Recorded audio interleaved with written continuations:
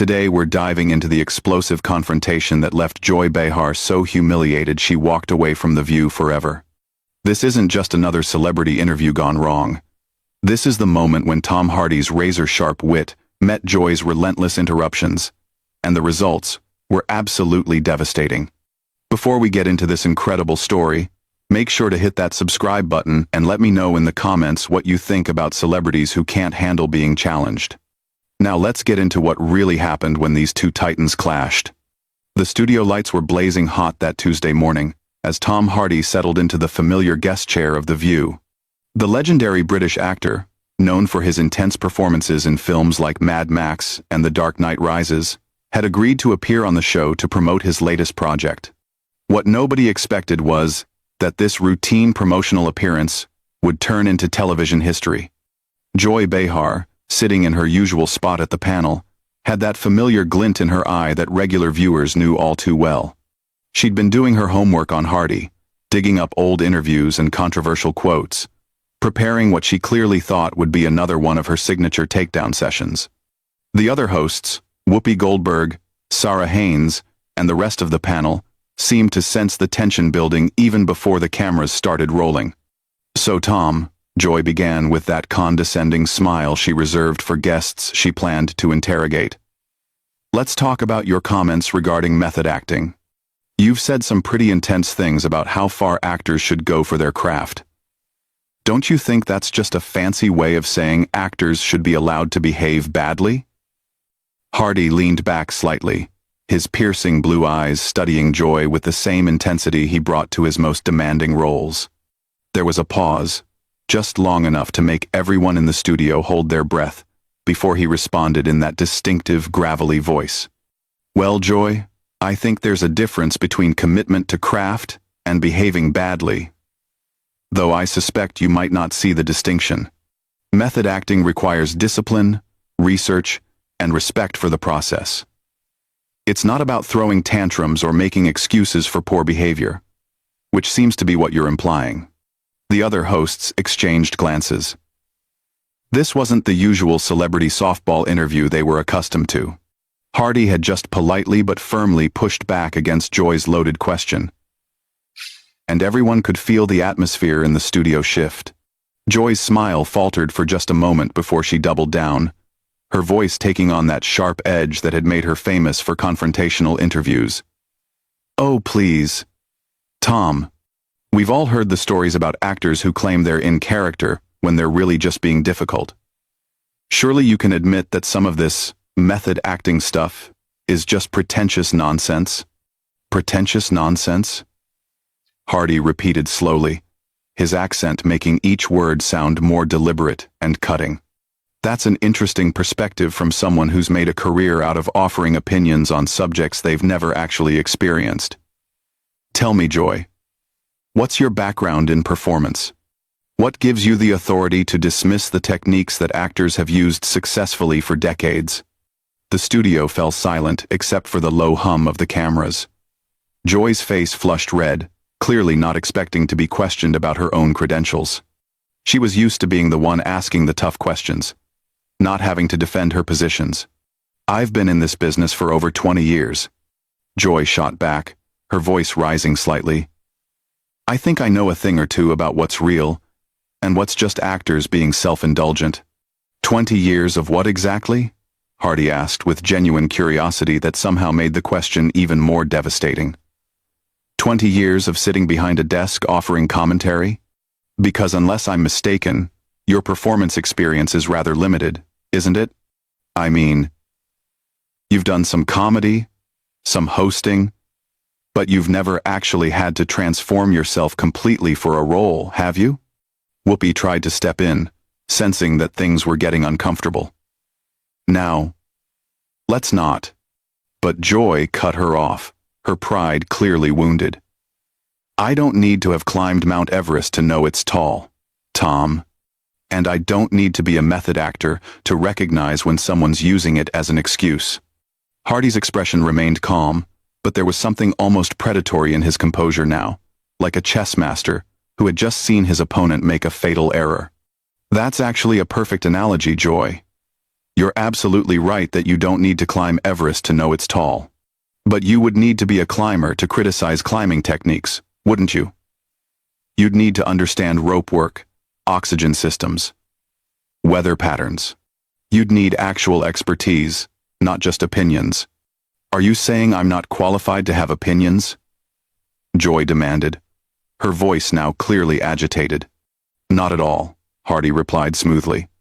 You're absolutely qualified to have opinions. But there's a difference between having an opinion and making authoritative statements about professional practices you've never engaged in. Surely someone with your experience in media understands that distinction? The other hosts were now visibly uncomfortable. Sarah Haynes was fidgeting with her cards, and Whoopi was giving the producers desperate looks off camera. This interview had gone completely off script, and Joy was clearly losing control of the situation. You know what, Tom? Joy said, her voice dripping with sarcasm. I think you're proving my point perfectly. All this intellectual posturing, this need to sound so serious and important, that's exactly what I'm talking about when I say method acting is pretentious. Hardy tilted his head slightly, and for the first time since the conversation began, he smiled. But it wasn't a friendly smile. It was the smile of someone who had just been handed exactly the opening they needed. Intellectual posturing? He said quietly. Joy, I've answered your questions directly and honestly. I've engaged with your criticisms thoughtfully. If that strikes you as pretentious, I think that says more about your comfort level with substantive conversation than it does about my character. The words hung in the air like smoke after an explosion. Joy's mouth opened and closed, clearly searching for a comeback, but for perhaps the first time in her television career, she seemed genuinely speechless. Hardy continued, his voice remaining calm and measured. You asked me about method acting, and I explained it. You challenged my explanation, and I questioned your expertise to make that challenge. You called my response pretentious, and now I'm pointing out that dismissing thoughtful dialogue as pretentious might say something about your own limitations. At what point in this conversation have I been anything other than respectful and direct? The camera operators were having a field day, capturing every moment of Joy's visible discomfort. Her usual confidence had evaporated, replaced by the look of someone who had started a fight they were rapidly losing. This is ridiculous, Joy muttered, clearly flustered. I'm trying to have a normal conversation here. Are you? Hardy asked, his eyebrows raising slightly. Because from where I sit, it seems like you came into this conversation with a predetermined narrative. You wanted to paint method acting as pretentious nonsense, and when I offered a different perspective, you dismissed it without actually engaging with the substance.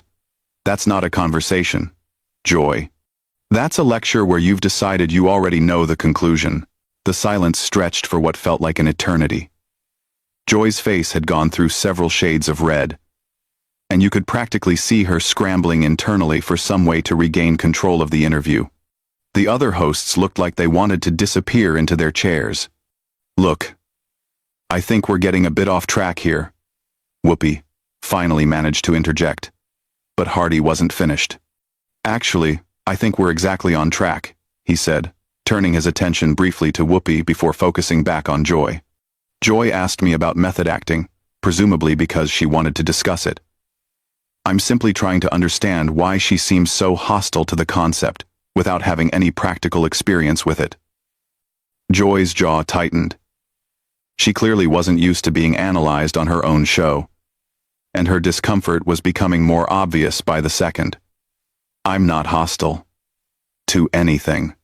I just think some actors use method acting as an excuse to be difficult on set. Some actors probably do. Hardy agreed calmly. Just like some talk show hosts probably use their platform to attack people they disagree with instead of having genuine discussions. Should we judge all talk show hosts by the worst examples? The comparison hit like a sledgehammer. Joy's eyes widened, and for a moment she looked genuinely shocked that someone had just used her own logic against her so effectively. That's completely different, she protested. but her voice lacked conviction. Is it though? Hardy asked, genuinely curious. You're saying we should judge method acting by its worst practitioners. I'm suggesting we could judge talk show hosting by its worst practitioners. What makes one valid and the other off limits? Sarah Haynes tried to jump in. Maybe we could talk about your new project. But Joy cut her off again, clearly unable to let Hardy's challenge go unanswered. You're twisting my words, Tom. I never said we should judge all method actors by the bad ones. Hardy's expression remained patient. But there was something almost educational in his tone now. Like a professor correcting a student who hadn't done the reading. Actually, Joy, your exact words were that method acting is pretentious nonsense and that actors use it as an excuse to behave badly. That sounds like a pretty broad generalization to me. Would you like me to have the producers replay the tape? The offer to replay her own words clearly rattled Joy even more. She shifted uncomfortably in her seat, and you could see her realizing that every word of this conversation was being recorded for millions of viewers to see. I think you're being deliberately obtuse, Joy said, her voice taking on a defensive edge that everyone in the studio could hear. Obtuse? Hardy repeated, and there was something almost amused in his voice now. Joy, I've been nothing but direct. You made claims about method acting. I questioned those claims. You attacked my questions as pretentious, and I pointed out that dismissing legitimate discussion as pretentious might reflect poorly on the person doing the dismissing. Which part of that strikes you as obtuse? Joy was clearly spiraling now. Her usual arsenal of interruptions, topic changes, and personal attacks wasn't working against someone who refused to be derailed and seemed genuinely interested in following each line of reasoning to its logical conclusion. You're playing word games, she accused. But even as she said it, you could tell she knew how weak it sounded. Word games? Hardy's eyebrows rose again. Joy, words are how we communicate ideas. If you're not comfortable with precise language, perhaps television isn't the right medium for you. The suggestion that Joy might not be suited for television, delivered in Hardy's matter-of-fact tone, was devastating. The other hosts audibly gasped, and you could see the production team off camera frantically gesturing to each other. Joy's face went pale, then flushed an even deeper red. How dare you suggest that I don't belong in television? I've been successful in this industry longer than you've been acting. Have you, though? Hardy asked, and the simple question carried more weight than a lengthy accusation. I mean, what exactly do you consider success? Because from what I can see, your approach to interviewing seems designed to generate conflict rather than insight. You ask loaded questions, interrupt guests when they try to give thoughtful answers, and then attack them when they don't respond the way you want. Is that really success? Or is it just noise? The accuracy of Hardy's assessment was undeniable. Everyone watching could see that he had just described Joy's interview style with surgical precision. And the fact that he was demonstrating his point in real time by refusing to be interrupted or derailed made it even more powerful. I ask tough questions because that's what journalists do, Joy shot back, but her voice was shaking now. Journalists? Hardy's tone remained calm, but the single word carried enormous weight. Joy, when did you last break a story? When did you last do investigative reporting? When did you last do anything other than offer opinions about other people's work? Because what I'm seeing right now isn't journalism. It's someone who's built a career on being argumentative, trying to pick a fight with someone who won't play along. The distinction between journalism and opinion punditry was crystal clear, and Hardy had just highlighted that Joy was firmly in the latter category while claiming the credibility of the former. Whoopi made another attempt to save the situation. Tom, maybe we should. But Joy was past the point of being saved. Her pride was wounded, her professional competence had been questioned, and she was facing the humiliating realization that she was losing an argument on her own show in front of millions of viewers. You know what? Joy said, her voice rising. I don't have to sit here and be lectured by some actor who thinks he's smarter than everyone else. Actually, Hardy said quietly, you do have to sit there. This is your show. I'm your guest. You invited me here, presumably to discuss my work, and now you're upset that I'm not playing the role you wrote for me in your head. But here's the thing. Joy, I'm not performing for you. This is a conversation between two adults. And if you can't handle that, maybe the problem isn't with me. The words hit like a final blow. Joy sat frozen for a moment, clearly processing the fact that she had just been completely outmaneuvered by someone who had never raised his voice, never been disrespectful, and never stopped treating her like a professional, even as he systematically dismantled her credibility. "This is unbelievable," she whispered, more to herself than to anyone else. "What's unbelievable?" Hardy asked. "That someone disagreed with you? That someone asked you to defend your positions instead of just accepting them? That someone treated your questions seriously enough to give you honest answers instead of promotional sound bites? Which part exactly is unbelievable to you?" Quote. Joy's mouth opened and closed several times, but no words came out. For someone who had built her entire career on always having something to say, the silence was deafening. Hardy leaned forward slightly, his voice becoming almost gentle. "Joy, I came here to talk about my work. You decided to turn it into an attack on method acting, presumably because you thought it would make good television. But, when I engaged with your criticism seriously, you got upset.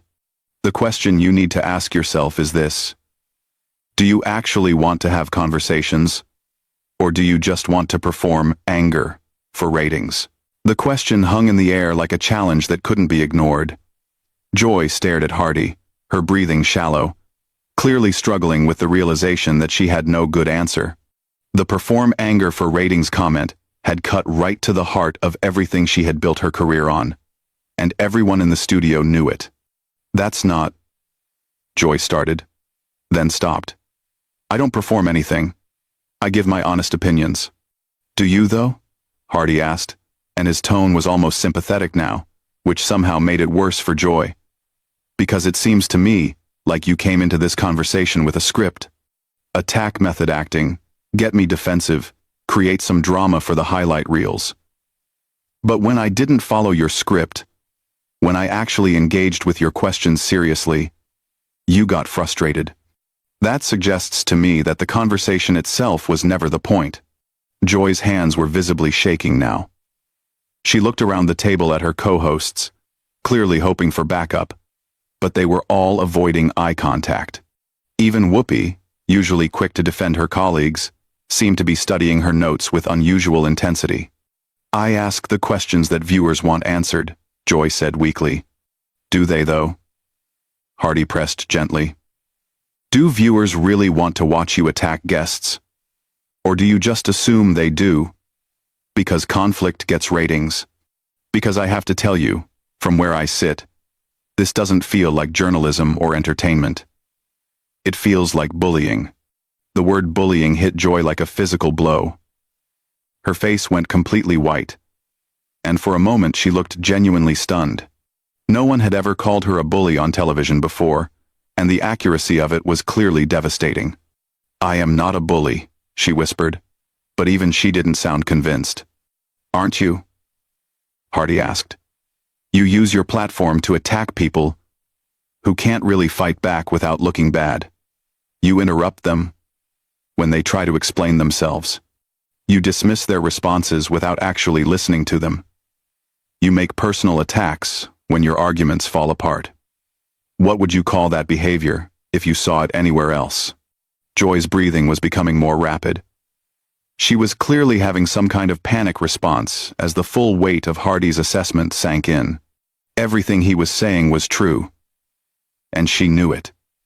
And worse, millions of people were watching her realize it in real time.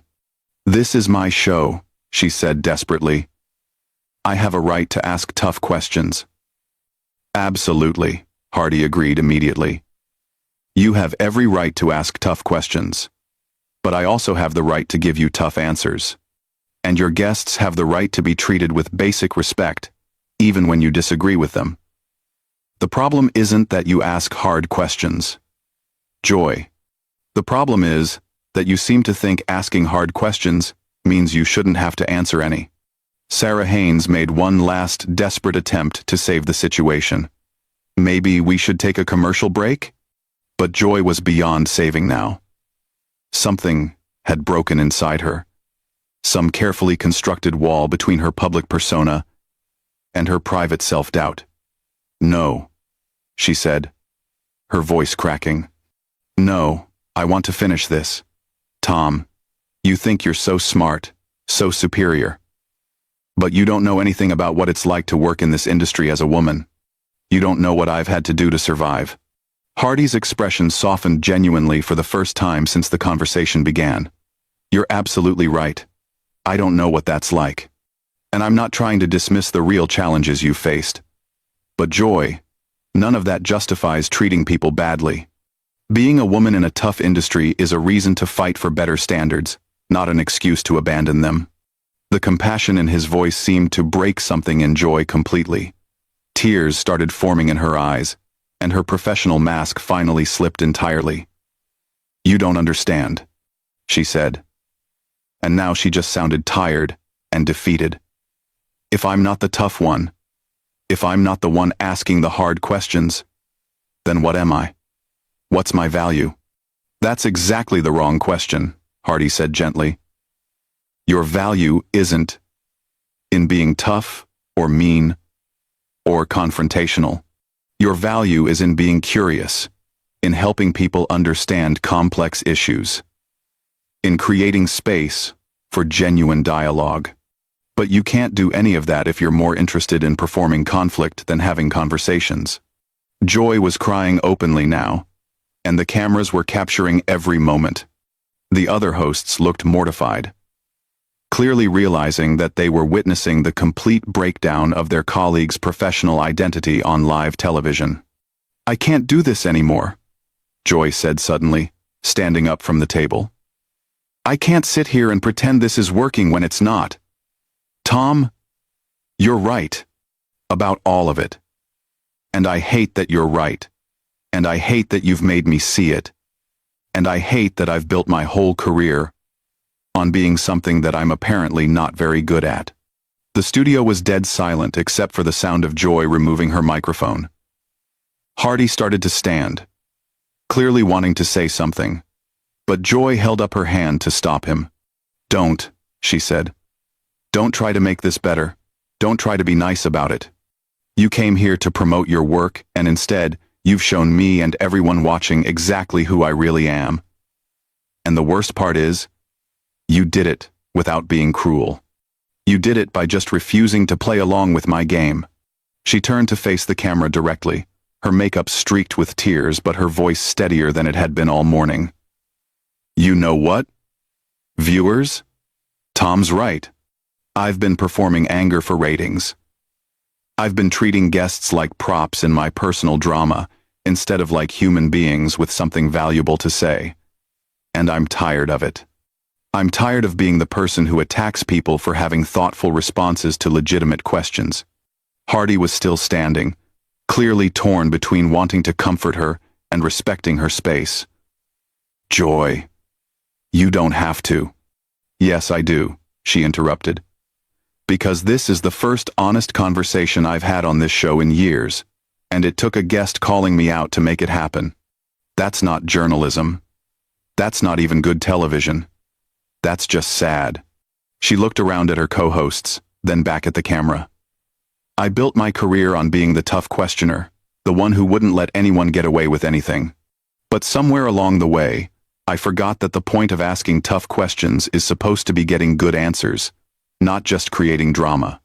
And Tom just spent the last 20 minutes showing me what that actually looks like." Whoopi finally found her voice. "Joy, maybe we should discuss this off camera." "All. No, Whoopi. I'm done discussing things off camera. I'm done with the performance. I'm done pretending that being confrontational is the same thing as being brave." Joy turned back to Hardy. "Thank you for showing me what I've become. I don't like it, but I needed to see it." Hardy nodded respectfully. "For what it's worth, I think recognizing it is the first step toward changing it." Maybe, Joy said. But I can't change it here. Not in this format. Not with these expectations. Not with this version of myself that everyone expects to see. I need to figure out who I actually want to be before I can be that person on television. And with that, she walked off the set, leaving her co-hosts, her guest, and millions of viewers in stunned silence. Hardy slowly sat back down, looking genuinely shaken by what had just happened. Well, Whoopi said finally, clearly struggling to process what she had just witnessed. I guess we should go to commercial. As the